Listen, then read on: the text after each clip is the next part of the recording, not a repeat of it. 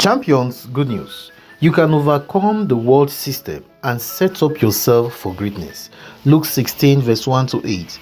Jesus said to his disciples, there was a rich man and he had a steward denounced to him for being wasteful with his property. He called for the man and said, what is this I hear about you? Draw me up an account of your stewardship, because you are not to be my steward any longer. Then the steward said to himself, now that my master is taking the stewardship from me, what am I to do? Dig? I am not strong enough. Go begging? I should be too ashamed. I know what I will do to make sure that when I am dismissed from the office, there will be some to welcome me into their homes.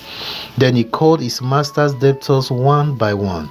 To the first he said, how much do you owe my master?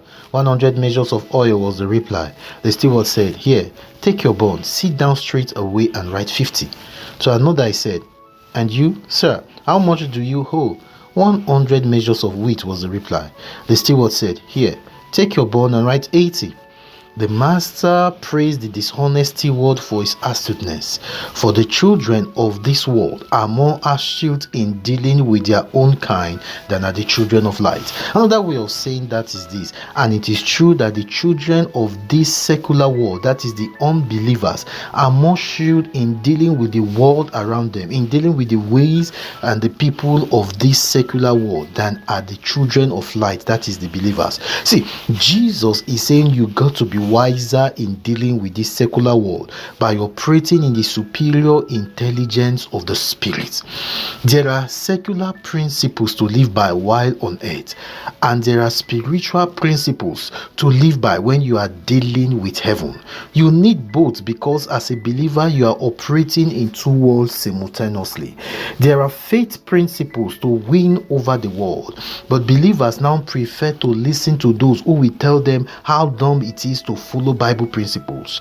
Now you abandon the Bible principles, yet you can't do the corrupt ways of the world perfectly, because it takes God out of the system. It's an offense against God to act that way. Now, I point you to two wisdom in this dishonest man. It's not his dishonesty that is praised, but it is the wisdom that he applied in it. Now, there are many wisdom to be drawn from it. There is accountability, because the man told him, the rich man said, draw me an account. You need to be accountable. You need to look at your spendings, your account, your budget, to know how it is going. But let me point you to two wisdom in this man's life. Number one, he planned for the future he desired.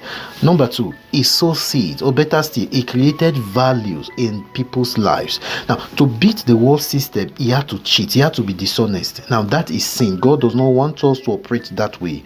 As a child of light, you use your faith to secure a better harvest. But the two principles are necessary to make wealth, and other principles that you withdraw, like accountability or keeping an account or budget. You are a champion. I tell you, it is wisdom to learn how to operate in both worlds and winning over life by the superior wisdom of faith in the Spirit and the Word of God. This is some out of the Champions of Destiny Foundation saying to you, rejoice, Jesus has prevailed for you, and you are more than conqueror. God bless you. Shalom.